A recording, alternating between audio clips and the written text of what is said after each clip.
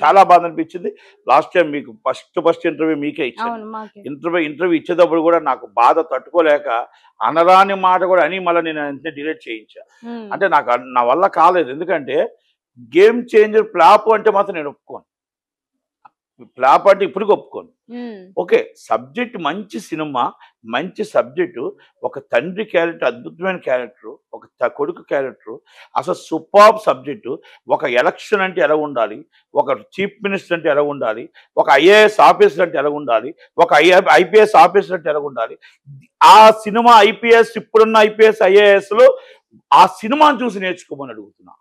అంటే ఒక ఐఏఎస్ ఎలాగుండాలో, ఒక ఐపీఎస్ ఎలాగుండాలో, ప్రజల దగ్గర ఎలా మనం పని చేయాలో, హ్మ్. ఎలా పొలిటికల్ లీడర్ ఎలా పని చేయాలో, ఎలా పొలిటికల్ లీడర్ అంటే ఎలా ఉండాలో ఆ సినిమా చూస్తే దయచేసి.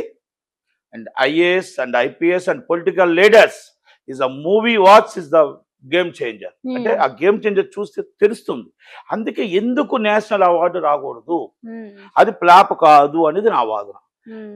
దాన్ని అన్ని తెలిసిన అరవింద్ గారు మరి ఆ మాట అంటే బాధ అనిపించదా? హ్మ్. మాకే బాధ అనిపించిందంటే ఆయనకి ఎంత బాధ అనిపించి ఉంటుంది. ఎందుకంటే అన్ని సినిమాలు ఆడవు. హ్మ్. అన్ని సినిమాలు కలెక్షన్స్ రావు. కొన్ని సినిమాలు కలెక్షన్స్ వస్తాయి, కొన్ని సినిమాలు అవార్డులు వస్తాయి, కొన్ని సినిమాలు ఓటీటీలో బ్రహ్మాండంగా ఆడుతాయి, కొన్ని సినిమాలు అదర్ లాంగ్వేజ్లో ఆడుతాయి. Different different things. హ్మ్. అంతే తప్ప మనం ఒక్కదాని మీద పెట్టి ఈ విధంగా అనకూడదు. ఆ రోజు అరవింద్ గారు ఆ మాట అన్నది వరకు చాలా తప్పు. ఓకే. హ్మ్. ఏది ఏమైనా మళ్ళా ఆయన రియాక్ట్ అయ్యి ఇమ్మీడియట్లీ నేను అలా అనకూడదు హ్మ్. అనుకోకుండా ఆ మాట అనకూడదు. నాకు ఏకైక మేనల్లుడు. దయచేసి ఈ ఈ నేను క్షమాపణ చెప్తున్నాను అన్నాడు. హ్మ్. అంత పెద్దాయన క్షమాపణ చెప్పాల్సిన అవసరం లేదు అందరికి. కాకపోతే ఏంటంటే ఆయన హుందాతనానికి మనం యాట్సాఫ్. హ్మ్. అక్కడ ఒకవేళ నిజంగా దానికి ఆయన బాధపడి ఉంటే అరవింద్ గారి మీద బాధపడతారు కానీ అల్లు అర్జున్ గారి మీద ఎందుకు బాధపడతారు? హ్మ్. ఈ చిన్న ఉన్నాయి ఇక్కడ. చిన్న అగాధాలు అయితే 2 ఫ్యామిలీలు ఉన్నాయమ్మా. హ్మ్. దాంట్లో చిరంజీవి గారు, సురేఖ గారు, అల్లు అరవింద్ గారు ఇబ్బంది పడుతున్నారు. హ్మ్. ఇది వాస్తవం. హ్మ్. ఎవరు అవునన్నా, కాదన్నా ఆళ్ళు ముగ్గురు ఇబ్బంది పడుతున్నారు. పిల్లల కాడ చిన్న డిఫరెన్సెస్ ఉన్నాయి. పిల్లలు పెరిగారు. ఎవరి ఇండివిడ్యుయాలిటీ వాళ్ళు కావాలనుకుంటారు. హ్మ్. వాళ్ళు ఇప్పుడు అరవింద్ గారు గాని, చిరంజీవి గారు గాని, సురేఖ గారు గాని ఫ్యామిలీ అందరూ కలిసి ఉండాలనుకుంటారు. హ్మ్. కదా! వాళ్ళు కలిసి మొత్తం కుటుంబం అంతా బాగుండాలనుకుంటారు. వాళ్ళు కలిసి ఉండాలనుకుంటారు. డిఫరెన్సెస్ వస్తాయి గదా! చిన్న మాట సరదాగా అనుకునేవి చిన్న మాట వస్తుంటాయి. కనుక దాంట్లో కొంచెం పెద్దలైతే ఇబ్బంది పడుతున్నారు. ఆ ఇబ్బందిలో మొన్న చిరంజీవి గారు గూడా చెప్పారు. నా మేనల్లుడు సినిమా సూపర్ హిట్ అయింది 'పుష్ప 2' అని. అలాగే ఇక్కడ ఈయన చెప్పారు. ఇయన్నీ అంటే ఆ గేమ్ చేంజర్‌గా ఆ విషయం అనకుండా ఉండుంటే చాలా మంది బాధ అనిపించింది. హ్మ్. అది ఏంటంటే ఇప్పుడు 'రామ్ చరణ్' గారిని నేను బాగా గౌరవించేది ఏంటంటే, మీరు ఇందాకల ఓ మాట అన్నారు 'రామ్ చరణ్' గారి కోసం. 'రామ్ చరణ్' గారు ఎవ్వల కోసం మాట్లాడడు. హ్మ్. ఎవలూసు తెలదు. అవును. ఆకలంటే అన్నం పెట్టడం తెలుసు. ఆపదంటే ఆదుకోవడం తెలుసు. కష్టం అంటే వచ్చి భార్యాభర్తలు ఇద్దరూ తెలుసుకొని ఇమ్మీడియేట్‌లీ ఏది కావాలంటే అది చేసే తత్వం ఆయనకుంది.